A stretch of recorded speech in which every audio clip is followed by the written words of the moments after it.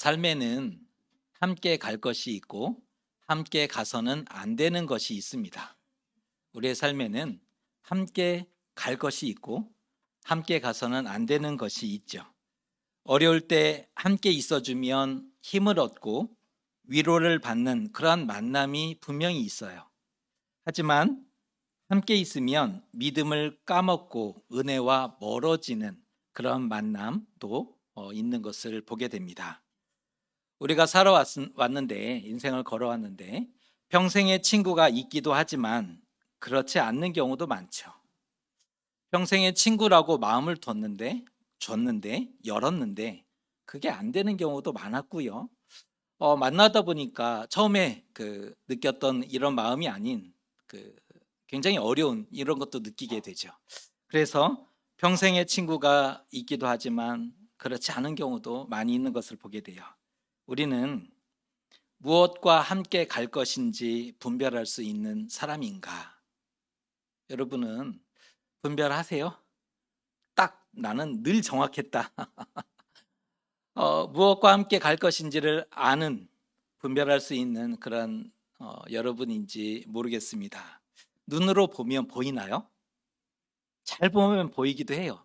눈으로 보면 그런데 정확하게 보이나요? 그 속을 우리가 알 수 없으니까 또 안 보여지기도 하죠. 그래서 때로는 잘 보기도 하고 못 보기도 해요. 그래서 실수도 하고 그런 일들이 우리에게 있는데 기준이라는 게 있으면 좋을 것 같아요. 기준. 오늘 주어진 말씀을 통해서 우리의 삶에 대해서 생각해 보는데 어떻게 살아가야 할지에 대한 그런 고민을 함께 해보는 시간을 가져보려고 합니다. 여호야다의 인물이 지난주 우리가 함께 말씀을 나눴던 인물인데, 여호야다가 베푼 은혜를 기억하지 않고 그 아들이었던 스가랴를 죽인 왕이 누구였을까요? 누구예요? 우리 일주일 지났는데 여러분 감사하게도 여호야다의 그 은혜, 많은 은혜를 다 기억하지 않고 그 아들이었던 스가랴를 죽였던 왕이 요아스 왕이죠. 요시야는 우리가 이제 이후에 알아봐야 할 굉장히 선한 왕이고요. 이게 이름이 비슷해서 그래요. 요아스가 여호야다의 은혜를 저버린, 마음이 변심하고 그 아들이었던 스가랴를 죽였던 그런 악한 왕이 되었죠. 끝내 그 일이 발단이 되어서 신하들에게 모반사 당해요. 자신도 굉장히 불행하게 그렇게 죽임을 당하는 그런 결과를 가져오게 되죠. 이후에 그 아들이었던 아마샤가 왕 위에 올라요. 다행히 신하들이 반역을 했는데 아들이, 아마샤가 왕 위에 오르게 되는 것을 보게 됩니다. 더 다행인 것은 아마샤는 아버지의 좋은 면을 본받아요. 아버지는 변심했잖아요. 신앙을 버렸다고요. 하나님을 버렸다고요. 그런데 아마샤는 아버지의 좋은 면을 본받아요. 한 사람에게 좋은 면도 있고 좀 어려운 면도 있는데 대부분은 다 영향을 받게 되잖아요. 그런데 이 아마샤는 다행스럽게도 아버지의 좋은 모습을 본받게 되었다는 거예요. 이렇게 성경은 기록합니다. 여호와 보시기에 정직하게 행하였고, 그가 여호와 보시기에 정직하게 행하였고 그 결과 그의 나라가 굳게 섰다라고 성경은 표현해 주고 있는 것을 보게 됩니다. 그러나 힘이 생기자 에돔이라는 나라가 눈에 들어와요. 그전에는 에돔이 눈에 안 들어왔는데 힘이 생기자 에돔이라는 나라가 눈에 들어왔다는 거예요. 이것은 역사적인 좀 이유가 있는데 역사를 좀 살펴봐야 할 것 같습니다. 가계도를 한번 준비해 봤어요. 이해를 돕기 위해서. 열왕기와 역대기와 이사야, 예레미야, 이게 굉장히 복잡하게 되어 있기 때문에 혹시 가계도가 나와 있죠. 지금 이 사건이 언제부터 되어진 일이냐면 여호람 때부터 되어진 일입니다. 문제는 이 여호람이 자기 동생들을 왕권에 도전이 된다는 이유로 자기 동생들을 다 죽였죠. 그러니까 좀 악한 왕으로 평가가 되는 거예요. 자기 동생들을 다 죽였을 뿐 아니라 아합과 이세벨의 딸 아달리아하고 결혼한 왕입니다. 북이스라엘의 아달랴하고 결혼을 했을 뿐 아니라 산당을 부흥시킨 왕입니다. 성경에서 나오는 산당은 악의 장소거든요. 그래서 산당을 좀 많이 이렇게 허용을 했다라고 하면 성경에서는 악한 왕으로 규정을 하는데, 여호람이 산당을 부흥시켜 버리는 그 일을 하게 됐고요.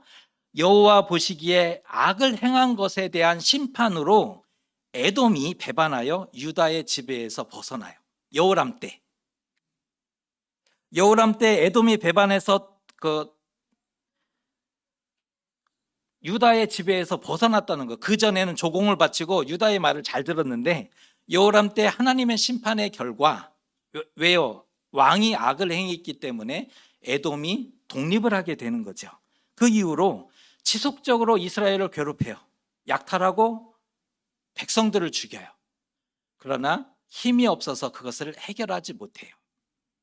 그러다가 아마샤 때 나라가 굳게 서자 비로소 눈에 가시였던 에돔을 정벌하는 장면인 거예요. 그러니까 왕이 벌써 몇 번을 거쳐요. 여호람에서부터 아하시야, 아달랴, 중간에 아달랴가 있죠. 요아스, 아마샤, 유다 왕 4대에 걸쳐서 에돔과의 이 악연이 계속되고 있음을 볼 수가 있는 거죠. 창과 방패를 잡고 전쟁에 나갈 만한 사람을 계수했대요. 아마샤가 창을 잡고 20세 이상의 전쟁에 나갈 만한 사람을 쭉 계수했더니 30만 명이래요. 작은 숫자는 아닐 거예요. 30만 명이래요. 그럼에도 바위 틈에 살고 있었던 에돔과의 전쟁은 부담스러울 수밖에 없어요. 유다의 군사가 작은 숫자는 아니었는데 높은 바위 틈에 살고 있었던 에돔이라는 나라와 전쟁하는 데 있어서는 부담스러울 수밖에 없었던 거예요. 그래서 용병을 고용하지 않습니까? 그 용병을 고용하는 장면이 6절의 말씀입니다. 읽어드립니다. 또 은 100달란트로 이스라엘 나라에서, 북이스라엘이죠, 이스라엘 나라에서 큰 용사 10만 명을 고용하였더니, 아마샤가 은 4톤을 준비했대요. 환산해 봤더니 50억입니다. 50억을 북이스라엘에 보내면서 이스라엘 군사를 고용을 했는데, 군종들을 고용한 게 아니라 큰 용사들만 뽑아서, 잘 싸울 수 있는 큰 용사들만 뽑아서 10만 명을 고용하게 된 거죠. 바닷가에 모래같이 많게 해서 높은 곳에 숨었던 그 교만한 에돔을 치고 잔 거예요. 완전하게 그 에돔을 정벌하기 위해서 북이스라엘에 잘 싸우는 사람들을 10만 명을 고용해서 바위 틈에 숨어서 누가 이곳으로 올라올 것이냐, 교만했던 에돔을 치려고 했었던 겁니다. 유다의 30만 명의 군대와 북이스라엘의 10만 명의 용병을 가지니 자신감이 생겼어요. 지금 뭐가 눈에 보여요? 유다의 30만의 군대와 북이스라엘의 10만 명의 용사들이 눈에 보이니 자신감이 생겼다는 거예요. 마음이 든든해요. 그래서 자신도 모르게 이런 말이 나왔어요. 이겼다.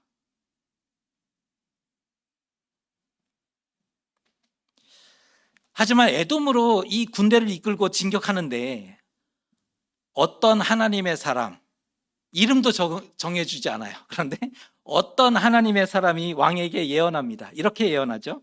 왕이여, 이스라엘 군대와 함께 가지 마옵소서. 여호와께서는 에브라임 자손과 함께하지 아니하십니다. 분위기 좋았는데 찬물을 끼얹어 버렸어요. 정말 분위기 좋았지 않습니까? 자신감도 있었고 가서 싸우면 이길 수 있다, 이 확신까지 들었는데 하나님의 사람이 찬물을 끼얹어 버려요. 북이스라엘 군대와 함께하면 안 됩니다. 오늘 8절의 말씀을 우리가 같이 한번 읽어보도록 하겠습니다. 왕이 만일 가시거든 힘써 싸우소서. 하나님이 왕을 적군 앞에 엎드러지게 하시리이다. 하나님은 능히 돕기도 하시고 능히 패하게도 하시나이다 하니, 이 말씀을 해석하면 여호와께서 에브라임 자손과 함께하지 않기 때문에 북이스라엘이 하나님을 버렸잖아요. 그들이 먼저 하나님을 버렸기 때문에 하나님도 그들과 함께하지 않거든요. 에브라임 지파가 그 북이스라엘에서 가장 강성했기 때문에 대표적으로 지금 호칭을 하는 거예요. 에브라임 지파와 여호와께서 함께하지 않기 때문에 그들과 함께 가면 왕이 아무리 열심히 싸워도 적군 앞에 무너지게 될 것입니다. 적군의 칼에 쓰러지게 될 것입니다 하고 경고하고 예언하고 있는 장면인 거예요. 그런데 생각해 보면 전쟁에 나가는데 선지자라면 전쟁에 나가서 죽을지도 모르는 그 불안에 떠는 백성들에게 하나님의 이름으로 축복하고 여호와께서 먼저 나가서 싸우실 것이니 여러분이요 두려워하지 마십시오. 하나님이 여러분과 함께 하시니 우리는 이 전쟁에서 반드시 이길 것입니다 라고 축복하고 응원하는 게 맞지 않을까요? 선지자인데.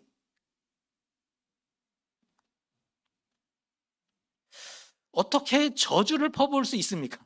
전쟁에 시작도 안 했는데 가면 패전할 것입니다. 수많은 사람들이 죽게 될 것입니다 라고 하는 말은 저주잖아요. 이 말을 듣고 왕인 아마샤가 어떻게 반응했을까요? 이게 이제 결정적일 수 있어요. 이 말을 듣고 왕이었던 아마샤가 어떤 반응을 보였을까요? 전쟁은 국가의 운명이 걸린 문제죠. 한번 자칫하면 왕이 전쟁에 나가서 대군을 모든 군사를 이끌고 나가서 패전해서 다 죽게 되면 이 나라를 지켜줄 군인이 없잖아요. 자칫 나라가 멸망할 수 있는 백성들이, 무모한 백성들이, 죄 없는 백성들이 정말 죽임을 당할 수밖에 없는 그러한 위험스러운 거죠. 운명의 문제이죠. 이 중대한 싸움을 위해서 이겨야 되기 때문에 거액을 들여서 용병까지 싹 냈지 않습니까? 아마샤가 이기기 위해서 거액을 들여 용병을 지금 사 놓은 거잖아요. 왕이 어떻게 반응했을까? 근데 다행이에요. 오늘 말씀은 다행과 다행으로 이어져요. 다행히 아마샤가 예언을 듣게 돼요. 이것도 놀랍죠. 대부분 안 들었거든요. 근데 놀라운 것은 아마샤가 그 예언의 말씀을 따끔하게 들어요. 그러면서 이렇게 반응하죠. 다만 100달란트로 이스라엘 군대를 이미 고용했으니 자신의 입장이 곤란하다. 이 곤란함을 선지자에게 얘기를 해요. 듣고 자신의 입장이 곤란하다 이렇게 얘기하는 거죠. 만약에 큰 돈을 들여서 고용했다가 그냥 돌려보내면 이거 헛짓이잖아요. 돈을 생으로 그냥 날려버린 거죠.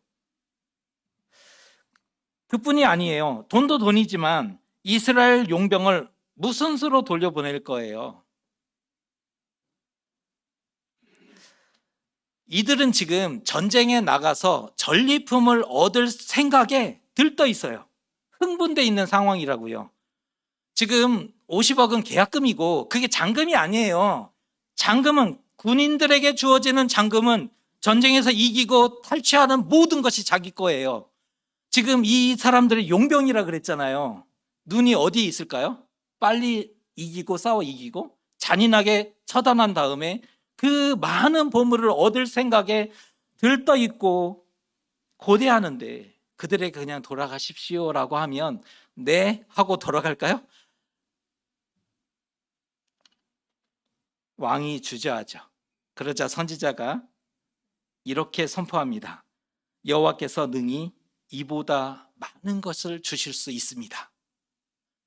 왕이시여, 여호와께서는 이것보다 더 많은 것을 주실 수 있는 분입니다.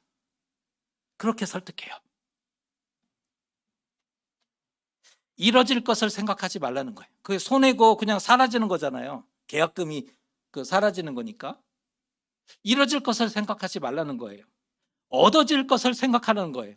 하나님께 받을 그 얻어질 것, 절대 놓쳐서는 안 되는 그 얻어질 것을 왕이시여 생각하셔야 됩니다 라고 설득하죠. 여호와께서 기뻐하지 않거나 함께하지 아니하는 자들과 함께 가면 희망차고 생명 가득한 일이 거기에 없어요.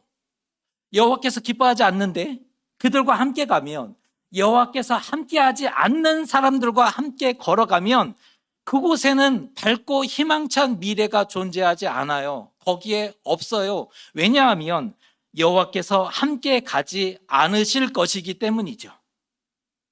그 전쟁에 여호와께서 함께 나가지 않는다는 거예요. 하나님이 기뻐하지 않는 사람들하고 동행하면 선택이 남아 있는 거죠.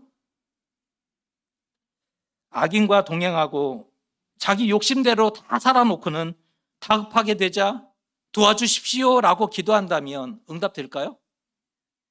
삶은 자기 마음대로 다 살았어요. 자기 욕심 부릴 거 다 부렸어요. 그런데 다급하다고 도와주십시오라고 기도한다면 응답되겠어요? 돼야죠. 예, 그래도 돼야죠. 그러나 우리 상식적으로 생각해 보십시다. 설사 일이 잘 되었다 해도 그것이 생명과 평안으로 돌아올 수 있을까요? 그렇게 했지만 일이 잘 됐어요. 생명과 평안이 될까요? 그 일이? 하나님 없이 일이 되었는데, 하나님 없이 성공했는데 그 된 일과 성공이 영혼까지 집어삼키지 않겠습니까? 하나님 없이 일이 되었단 말이에요. 안 됐으면 뭔가 깨달았을 텐데 이게 왜 안 됐을까 생각이라는 것을 해봤을 텐데 하나님 없이도 일이 잘 됐어요. 하나님 없이 성공이라는 것을 했는데 그 된 일과 성공이 이 영혼까지 다 송두리째 집어삼킬 수밖에 없지 않겠습니까?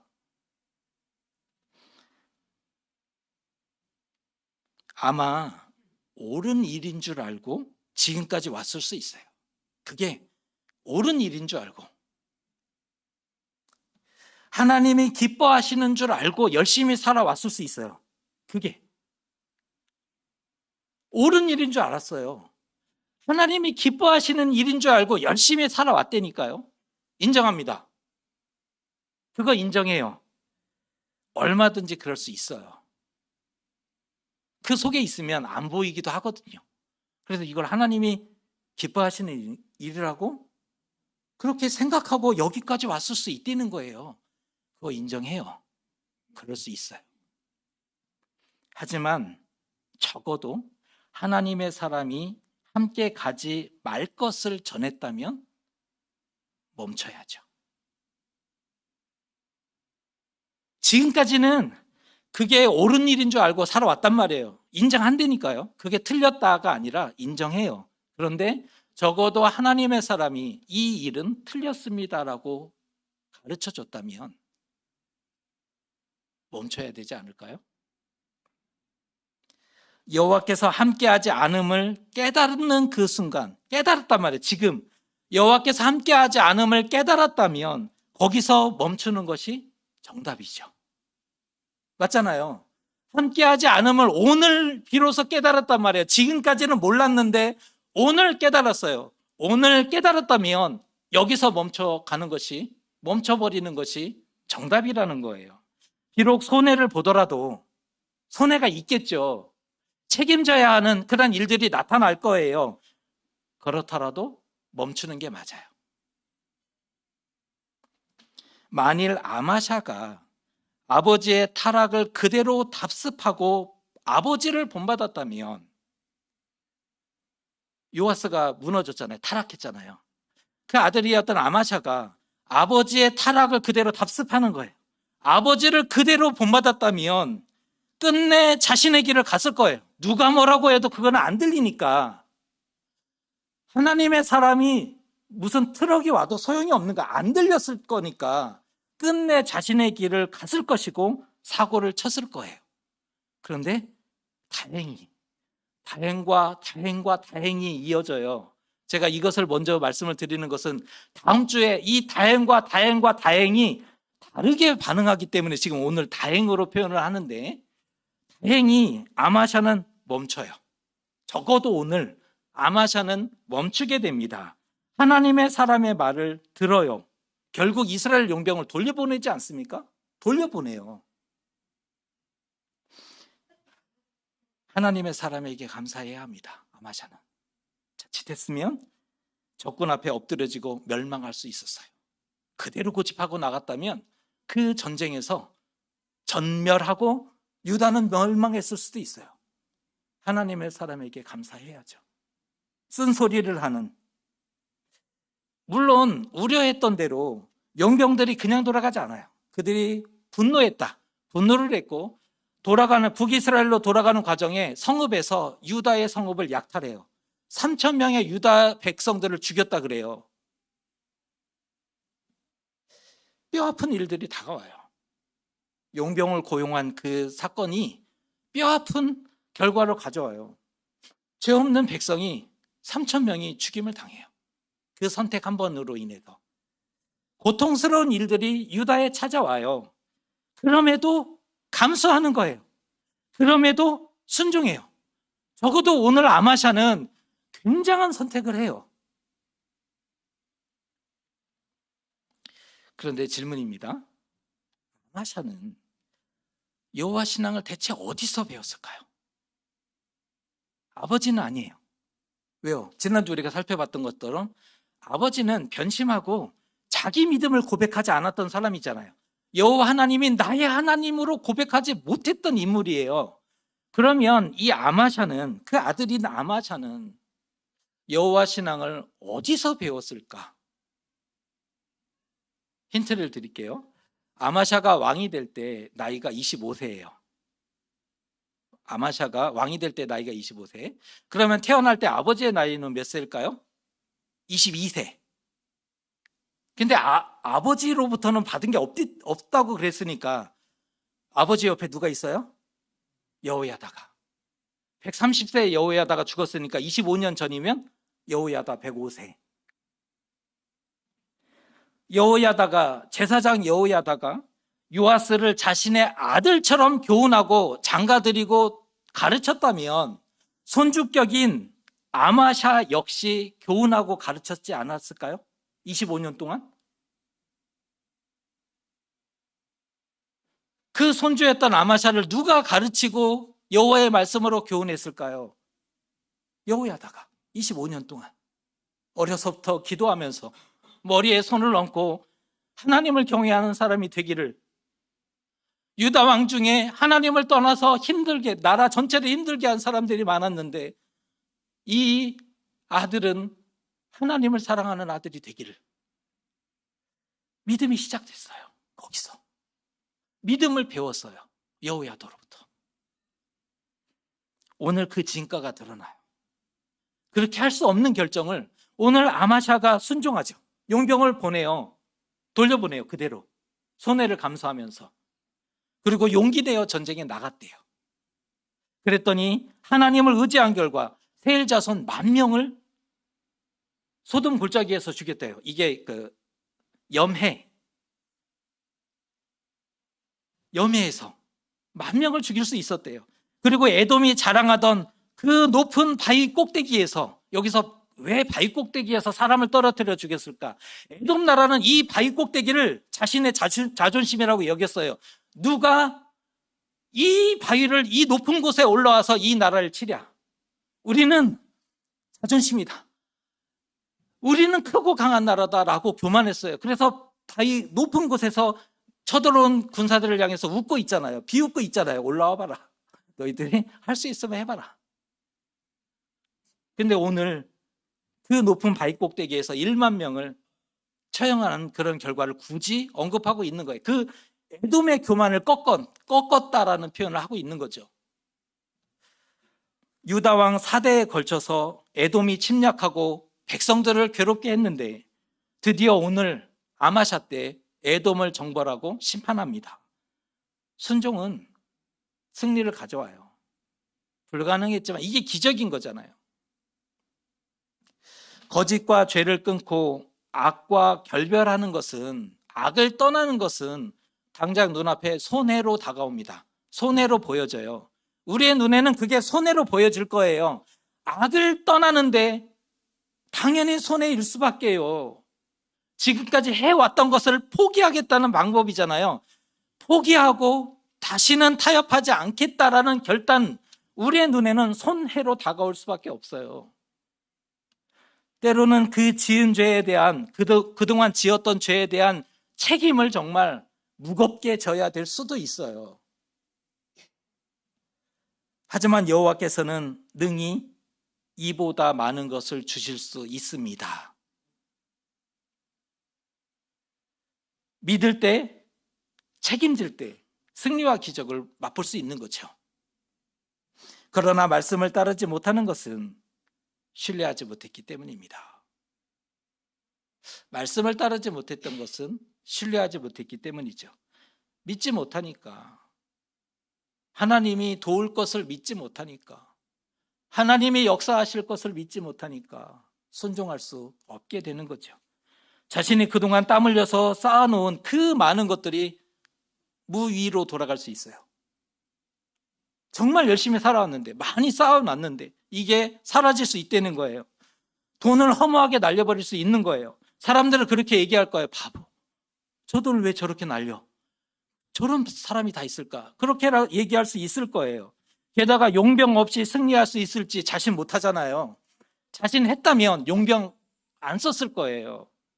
근데 자신이 없으니까, 저 에돔을 칠 수 없으니까, 바위 높은 곳에서 비웃고 있는 저들을 상대할 수 없으니까 용병을 썼는데, 용병 없이 싸우라? 이게 이길 수 있는 확신이 안 드는 거예요. 결정이 쉽지 않은 거죠. 그러니까 용병 없이도 이길 수 있다면 고민 안 하죠. 이길 수 있는데. 근데 없으니까, 용병 없으면 이길 자신이 없으니까 고민이 많은 거죠. 어떡하지? 하나님이 돕지 않으시면 어떡하지? 용병을 보냈는데, 하나님의 방식을 선택했는데 하나님이 돕지 않으시면 어떻게 할 것인가? 이게 고민이 될 수밖에 없는 거잖아요. 하나님이 나와 함께 하시지 않으시면 어떡하지? 하나님이 이 건을 해결해 주지 않으시면 어떡하지? 이 결정은 결코 쉬운 게 아닌 거죠. 그래서 똑똑한 우리는 하나님이 아닌 자기 능력과 생각을 믿은 거잖아요. 우리는 알고 있어요. 봤더니 이게 계산이 안 되거든요. 수치로 계산하니까 안 맞아요. 논리적으로 불가능해요. 그래서 똑똑한 우리는 하나님이 아닌 자신의 능력과 자신의 생각을 믿은 거잖아요. 이렇게 얘기했죠. 하나님 좀 빠지세요. 하나님 좀 내 인생에 간섭하지 마세요. 정작 필요할 때는 가만히 계시더니 이때는 간섭하시는 거예요. 그런 경우 있잖아요. 정작 필요했을 때는 가만히 계셨어요. 그런데 안 계셔도, 응답하지 않으셔도 되는 그때는 굳이 나타나셔서 간섭하시는 거예요. 왜?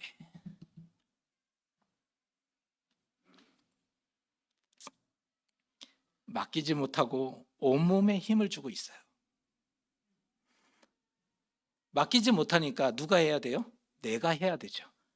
이 문제를 풀 수 있는 거 오직 이 세상에 혼자밖에 없어요. 그러니까 누가 힘을 줘야 돼요? 내가 가진 모든 지식과 가진 모든 것을 이곳에 해야죠. 그래야 이걸 풀어낼 수 있으니까. 그러니까 온몸에 힘이 들어가요. 수영을 하는데 온몸에 힘이 들어가 있어요. 왜요? 내가 하지 않으면 할 수 있는 사람이 아무도 없으니까 내가 힘을 주는 거예요. 더 잘하고 싶어서. 그런데 힘을 주면 줄수록 어떻게 돼요? 배워보신 분 알죠? 선생님이 자꾸 힘을 빼라 그래요. 힘 좀 빼세요. 힘 좀 빼세요. 우리 인생에도 우리가 힘을 주고 버티고 있어요. 영혼의 땀을 흘리고 있어요. 할 수도 없음에도 그래도 나 아니면 할 수 없으니까. 왜냐하면 하나님은 어차피 안 믿기로 했으니까. 내가 해야 되는데 내가 아니면 할 수 없으니까. 그래서 내가 하기로 했는데 결정을 했단 말이에요. 내가. 그러니까 온몸에 힘을 주고 싸워가는 거잖아요.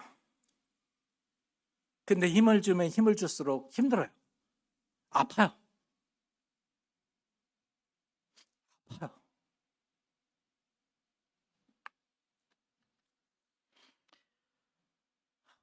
두려움을 이기고 믿음을 가지라.